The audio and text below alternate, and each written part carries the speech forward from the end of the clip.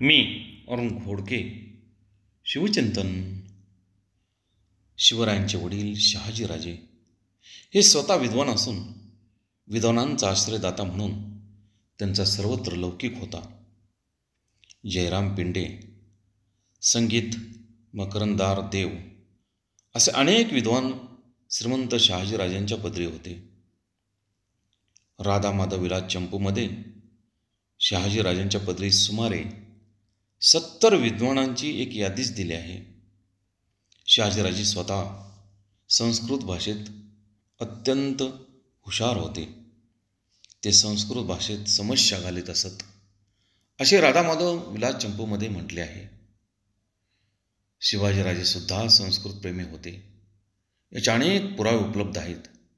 शिवाजीराजांची मुद्रा संस्कृत भाषेमध्ये तयार केली.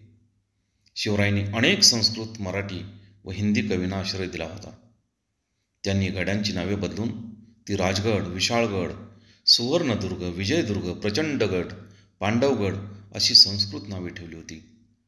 त्यांच्या प्रोत्साहनाने सांगण्यावरती अनेक संस्कृत ग्रंथ निर्माण झाले. त्यांचे संस्कृत प्रेम व राजव्यवहारासारखा शब्दकोश त्यांनी तयार करून घेतला होता.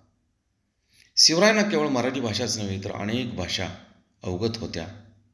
त्यांना फारशीचे आणि कानडीचेही विशेष ज्ञान होते असा उल्लेख शिवकालीन कागदपत्रामध्ये सापडतो.